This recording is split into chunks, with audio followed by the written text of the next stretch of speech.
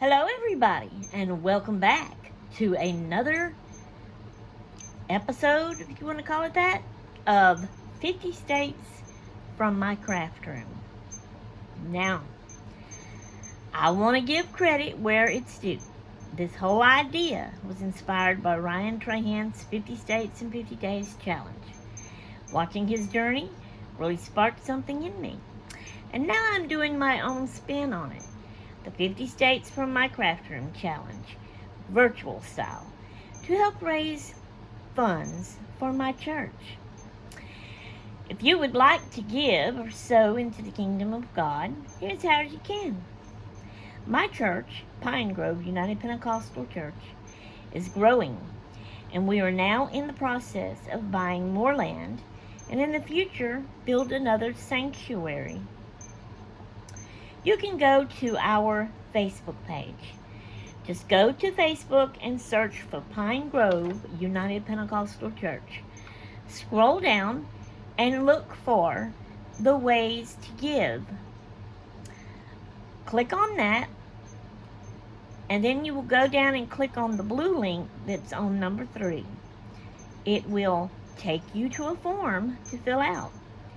You can donate whatever you feel like donating, or if you would like to make it more fun, my nose is itching, sorry, you can donate either $1 for every state that I do, which is 50 states, or you can donate $50 for every state that I do, which is 50 states. I'll be doing a state a week for the 50 states. Okay. That will end up being 50 weeks. Whew. There is a place on the form where you can leave a note. So comment telling us that you donated from this 50 States from my craft room fundraiser. And thank you all in advance for all the donations you give. Please tell your family and friends all about this. Send them to my channel watching these videos so they can participate and donate too. Thank you all so very much. Okay, what I will be doing is I will be visiting each state online, virtually learning a state a week. I will make a video sharing all that I learned about each state, one a week. I'm going to be using Google Earth. I will take pictures that I find on Google and such. They won't be my own pictures. I will put credit in the description for all of that. I will also be searching YouTube short travel videos. And I'll be using Street View maps. I'll take notes. I'll find out all things to do in the state. And I'm trying to do this and upload these every Monday. So, I wanted to let you know about that. Okay, guys, last week we went to Texas. So we are here in the middle of Texas. Can y'all guess where we're going next? Alright, here we go. We're going to drive from the middle of Texas to...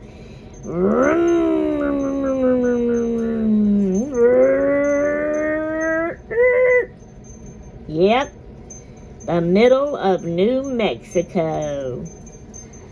Okay, guys, this is our New Mexico state flag. All right, here we go. The New Mexico founded story. Early and pre-contact history.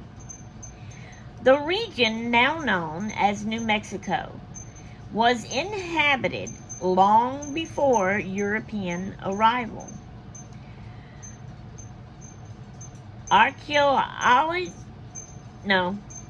Some words is hard for me to pronounce. Archaeological evidence, if I said it right, shows human presence for thousands of years, with Native American cultures such as the Pueblo, Navajo, Apache, and earlier archaic groups. I hope I'm saying these words right. Pueblo peoples built, to me it's just funny that they have an S on that and it says peoples.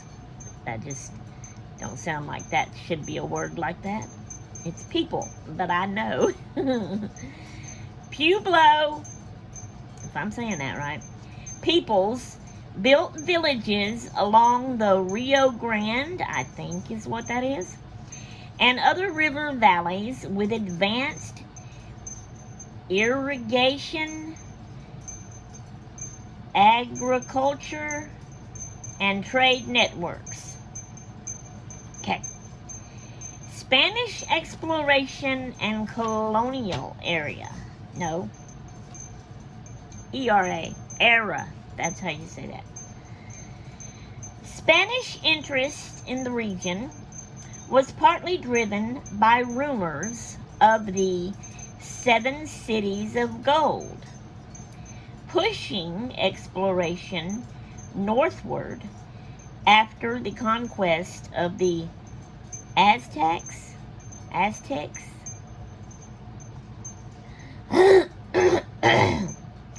In 1540, Francisco Vázquez de Coronado's expedition traversed what is now New Mexico, though with no great riches. Formal colonization began in 1598 under Juan, is that John? I don't know. De Onate, who led a caravan of settlers, soldiers, livestock, and I think this is priests. I'm going to spell it Priestes, although to me it looks like it's spelled different from the way priests is supposed to be spelled. So I'm not really sure what that is. I'm sorry. Up the Rio Grande and attempted to establish Spanish control. The capital and administrative center of Spanish New Mexico shifted over time. But by 1610, Governor Pedro de Peralta founded Santa Fe. Full name, La Villa Real de la Santa Fe. Who knew? I didn't. Everybody else probably did, though. De San Francisco de Asís. That was still part of that long name. All of that's in parentheses. Lord have mercy. Which became the Spanish provincial capital, if I said that right. Spanish rule was often contested. In 1680, the Pueblo revolt, led by Pope, expelled the Spanish for about 12 years, reclaiming much of the area.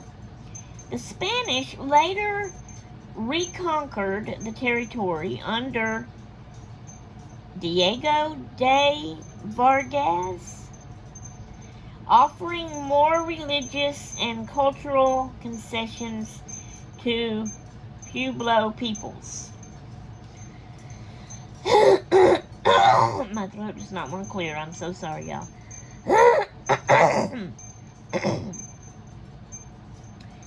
Spanish settlements like, I'm not going to say this right, but I'm going to try. Here it goes. Albuquerque. Forget it. Old Town were formally founded in the early 1700s. And then in parentheses, they've got 1706. To act as trade centers and buffer zones. from Spanish to Mexican control. In 1821, Mexico gained independence from Spain, and New Mexico became part of the first Mexican Empire, and later the Mexican Republic. Turning the page over. During Mexican governance, New Mexico was relatively remote from the Mexican political centers, which led to local autonomy, autonomy,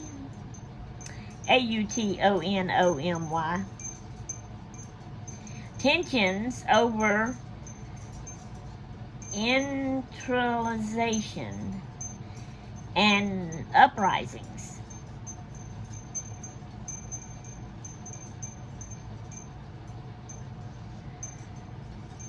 For example, the Chimeo Rebellion in 1837.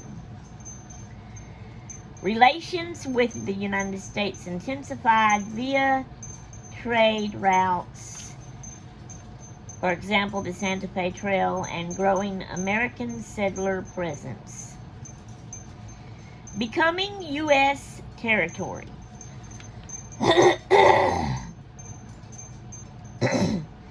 The Mexican-American War, 1846 to 1848, altered the region's, another word here I can't really say right, sovereignty, sovereignty. U.S. forces occupied New Mexico during the war. Under the Treaty of, all these words I can't say, Guadalupe, Guadalupe,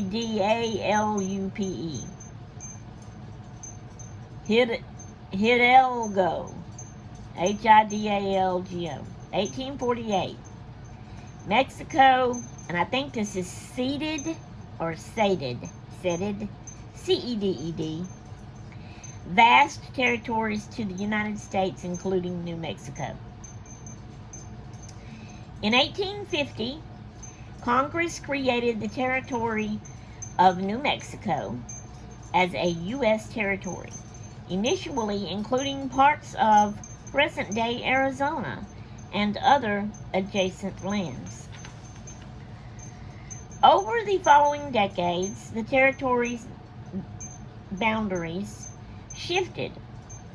For example, if I would talk right, via the Gadsden Purchase of 1853, which added land in the southern border, and it developed infrastructure, railroads, and a legal administrative system under U.S. law. Sorry, my throat is aggravating me. Territorial politics in New Mexico were often dominated by local factions and complicated by ethnic, Hispano, Native American, ANGLO tensions. Road to statehood. Statehood for New Mexico was delayed by debates over cultural assimilation, concerns about corruption, and questions of whether such a largely Hispanic and Native region was ready to join the Union. In 1905, a proposal was made to admit Arizona and New Mexico together as a single state. New Mexico's voters approved the idea, but Arizona rejected it. So the plan failed. I'm missing a page. Hang on a second. Give me a minute here. Okay, I think this is it right here.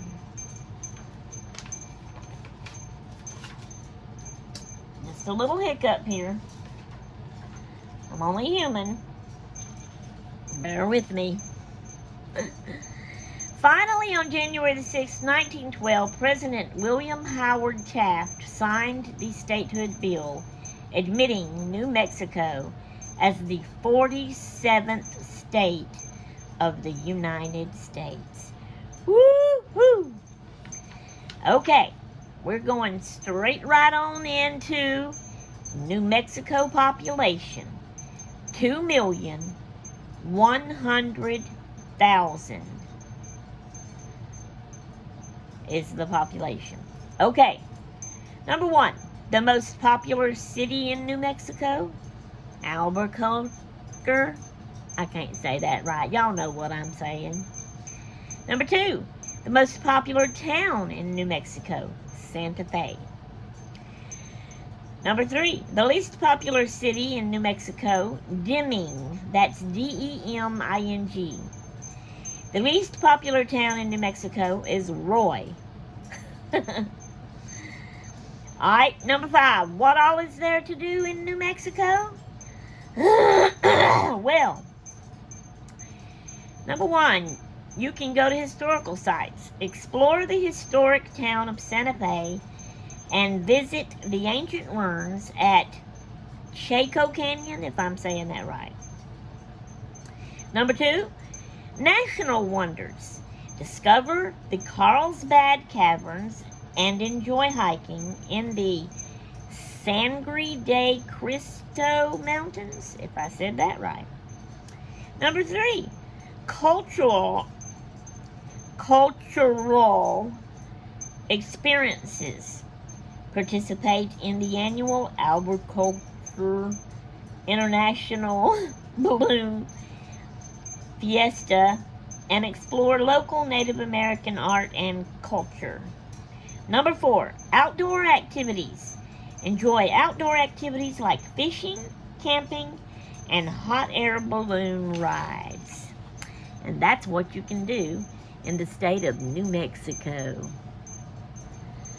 Okay, everybody. We drove in our cute little purple and pink car to the middle of New Mexico. That is Torrance, if I'm saying it right, Torrance, Torrance County, near the town of Willard. The population of Willard, New Mexico is 218 people. Things to do in Willard. Historical attractions. Salinas Pueblo Missions National Monument. Explore ancient Native American pueblos and historic mission sites. Outdoor activities. Manzano Mountains State Park. Enjoy hiking, camping, and scenic views in the nearby mountains. Pianos Wells or Pianos Wells, Salt Lakes. Visit unique gypsum, that's G-Y-P-S-U-M, gypsum crystal formations and enjoy the natural landscape. Local charm, quaint village atmosphere. Experience the peaceful small town vibe of Willard and the surrounding area. And that is what you can do in the little town of Willard, New Mexico, which is in the middle of New Mexico. Okay, here we are now with our New Mexico state symbols. So, The state bird is a greater roadrunner. The state flower, yucca flower, if I'm saying that right, Y-U-C-C-A. There's a lot of words I'm not going to know how to pronounce. State tree, it looks like pinon pine. It's P-I-N-O-N. That middle N has some kind of little mark above it. State animal, American blackbird. State insect, tarantula hawk wasp. So it's not the spider, it's a wasp, but called tarantula hawk wasp. State fish, Rio Grande cutthroat trout. State butterfly, Sandia, because it's spelled, that's how I would say it, S-A-N-D-I-A. Hair streak. State fossil, C-O-E-L-O-P-H-Y-S-I-S, dinosaur. State dog, none. State cat, none. State mineral, the semi-precious stone turquoise. State rock, none. State stone, same as the mineral. The state G-E-M, gem, same as the mineral. State soil, P-E-N-I-S-T-A-J-A, don't know how to say it. State dinosaur is the same as the fossil thing up here, the C word. State tartan, none. State song, Oh Fair New Mexico. State dance, none. State musical instrument, New Mexico sunrise guitar. State folk dance, none. State poem, a nouveau. A is one word. Nouveau, back up. N-U-E-V-O, so I would pronounce it nouveau. Mexico, so a Nouveau Mexico is the name of the poem, and it's by Louis Tafoya, T-A-F-O-Y-A.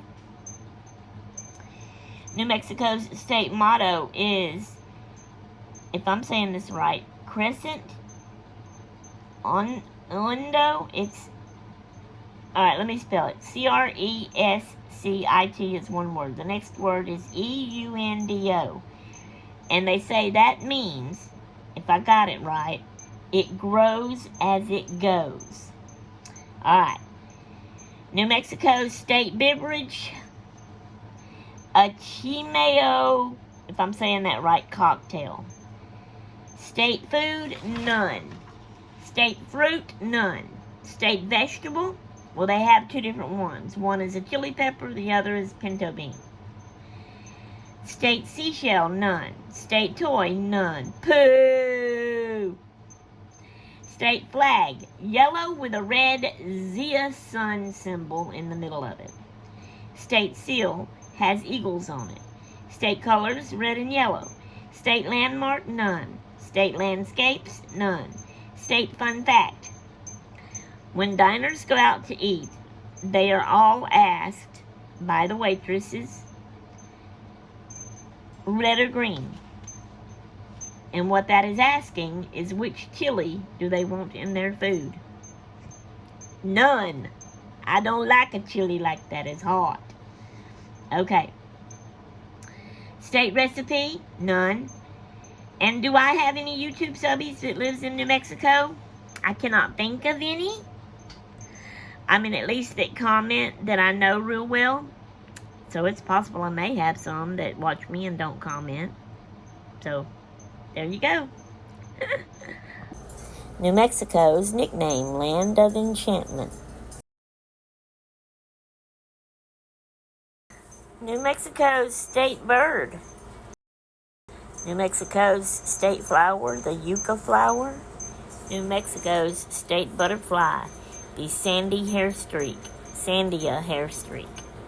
New Mexico's state fossil, the dinosaur that I cannot pronounce. New Mexico don't have a state toy, but they recommended plushy toys that look like the United States of New Mexico.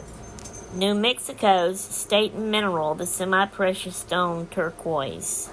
New Mexico's state seal. Okay, everybody, it is time.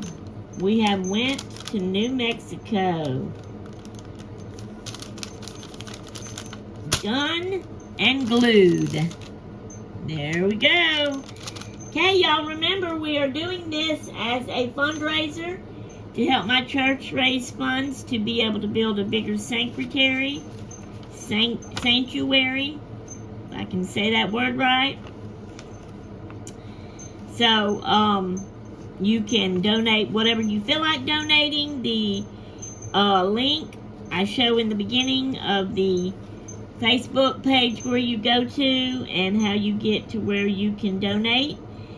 If you want to make it fun, you can donate $50, for every 50 states that we do, or donate $1 for every state we do, every 50 states that we do. Alright guys, that's all for this time, and we'll see y'all next week, next Monday, for the next one. I wonder where we're going next. Toodaloo!